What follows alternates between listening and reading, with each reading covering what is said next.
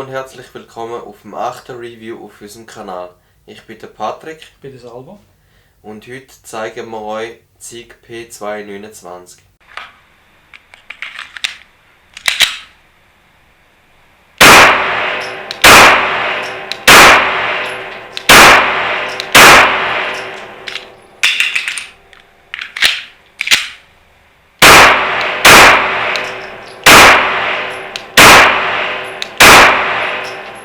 Vorab ein Dankeschön an Schiesszentrum Ostschweiz, dass wir dort die Videoaufnahmen wieder machen durften.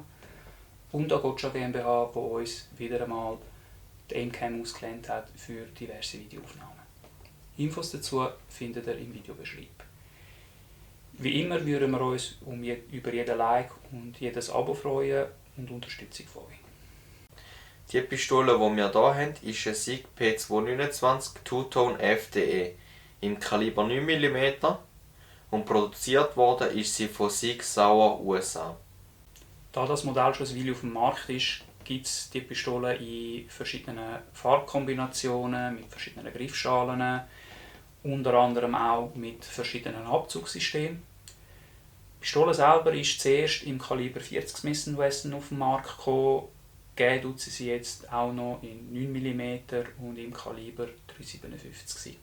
P229 ist 1992 auf den Markt gekommen.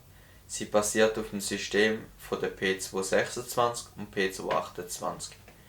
Ist aber die erste Pistole von SIG Sauer, wo ein CNC gefräste Schlitten hatte. Was dazu mal einfacher gemacht hat, das neue Kaliber 357 SIG zu verschiessen und 40er Smith & Wesson. Die Pistole wird in einem ABS-Koffer geliefert. Bei dem kann man vorne, wenn man möchte, Vorhängeschlösser machen. Die sind aber nicht im Lieferumfang. Im Koffer rein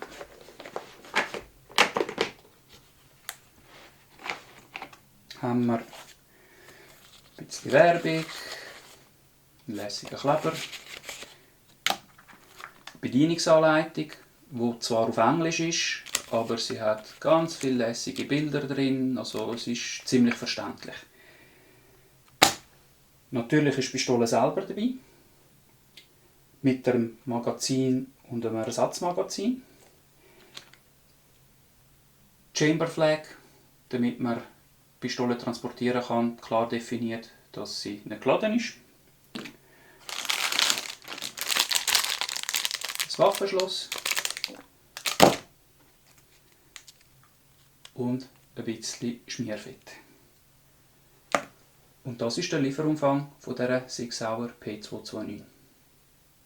Bei unserer P229 handelt es sich um eine sogenannte Hammer-Fired Pistole mit einem Single- und Double-Action-Abzug. Wie der Patrick schon gesagt hat, ist der Schlitten CNC gefräst aus Stahl. Der Lower Frame ist auch CNC gefräst, aber einfach aus leichterem Material, aus Aluminium. Das Griffstück ist aus Kunststoff. Die Waffe selber verfügt über keine Sicherung, dafür hat sie einen Entspannhebel. Obwohl sie aus Metall ist, wiegt die Pistole mit einem leeren Magazin knapp nur 975 Gramm. Die Griffschale besteht aus 2 Teilen, hat Texturierungen und umhüllt eigentlich nur den Hinter- und Seitenteil vom Handgriff. Vorne dran hat es aber Riffelungen, was sie halt auch griffiger macht. Und im hinteren Bereich hat es noch eine Öse, um ein Lanyard zu montieren.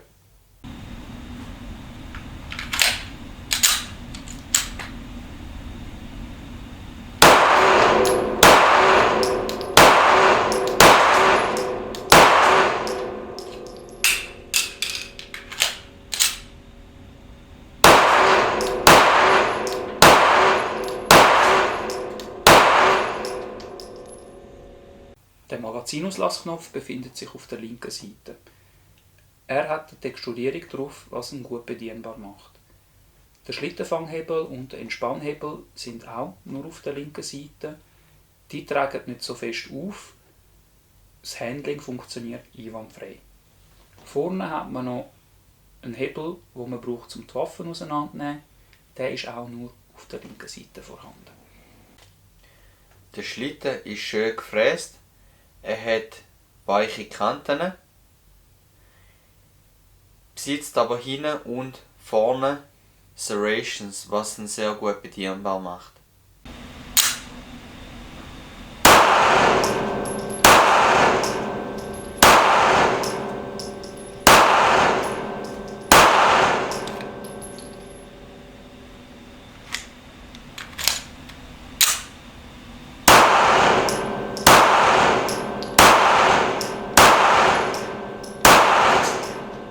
Beim Abzugsmechanismus handelt es sich, wie bereits erwähnt, um einen sogenannten SADA, sprich Single- und Double-Action-Abzug. Das im Zusammenhang mit dem Entspannhebel ermöglicht das Führen der Waffe im geladenen Zustand mit dem gespannten Hammer. Der erste Schuss wird dann im Double-Action-Modus mit dem langen, strengen Abzugsweg. Durchs Repetieren dann nach dem Schuss tut dann der Hammer automatisch spannen und die folgenden Schuss werden dann im Single-Action-Modus verschossen. Man kann natürlich dann jederzeit mit dem Entspannhebel wieder in Double-Action-Modus wechseln. Im Double-Action-Modus ist der Abzugsweg sehr lang und extrem schwer. Der Druckpunkt ist fast nicht zu spüren. Im Single-Action-Modus wird der Abzugsweg um einiges verkürzt und er wird viel leichter. Da ist der Druckpunkt gut erkennbar, ein bisschen ein Überweg nach dem Auslösen, nicht zu fest. Der Reset-Weg ist eigentlich ein bisschen lang, aber liegt noch in einem angemessenen Weg. Das Abzugsgewicht im Double-Action-Modus haben wir leider nicht messen. Unser Gerät hat das nicht machen. Unsere Recherchen und Gefühle haben ergeben, irgendwo bei 5,5 Kilo wird etwa das Abzugsgewicht im Double-Action-Modus. Im Single-Action-Modus liegt das Abzugsgewicht ca. bei 2,7 Kilo.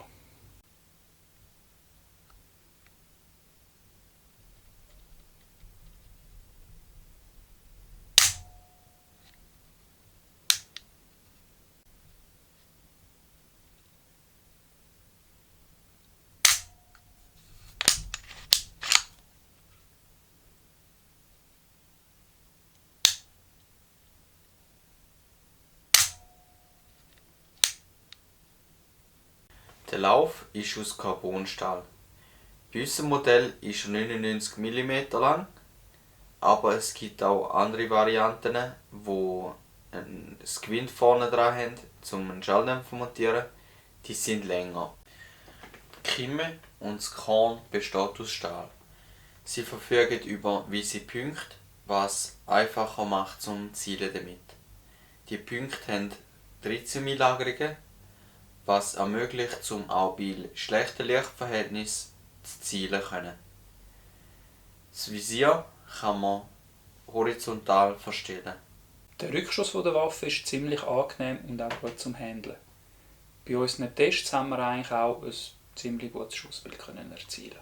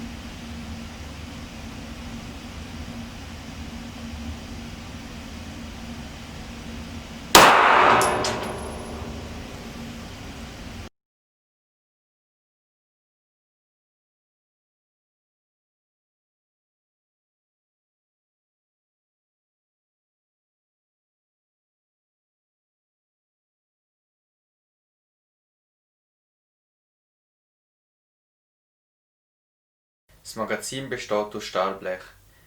Der Magazinboden ist aus schlagfestem Kunststoff hergestellt und das Standardmagazin fasst 15 Schuss. Es gibt aber auch für zig 13 und 10 Schuss Magazin. Unser Modell verfügt vorne dran über eine Picantinischiene. An der kann man diverse Zubehör anmachen. In erster Linie die meisten benutzen es für ein taktisches Licht. Für die paar Glücklichen unter euch mit Sonderbewilligung zum einen Laser anmachen.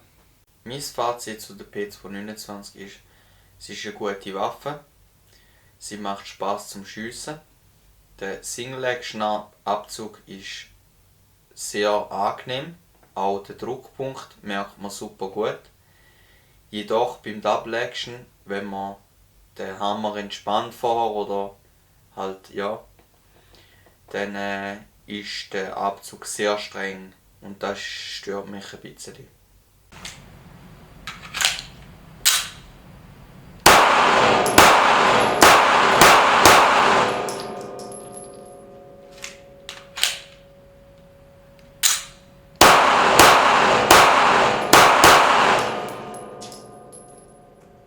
Ich bin wieder mal fast so ziemlich gleicher Meinung wie der Patrick. Ich finde es wirklich sehr eine lässige Pistole, ich finde es auch sehr ein schönes Modell. Extrem angenehm zum Schiessen. Das Griffstück ist für meine Hände doch zwar fast ein bisschen zu breit, dort würde ich halt vielleicht probieren, etwas Schmäleres anzumachen, den Griff zu ersetzen. Aber sonst wirklich extrem Spass gemacht, was mir auch recht gefallen tut, dass es eigentlich mehr oder weniger eine ganz Metallpistole ist, nicht halt wie jetzt jeder Hersteller da mit der kompletten Griffschalen aus Kunststoff herstellen tut, finde ich, gibt halt dann doch einen speziellen Flair. Spass zum Schiessen, ja, es ist halt ein Sieg, sollte es eigentlich schon sagen, kann man sagen. Würde sie auf jeden Fall jedem weiterempfehlen.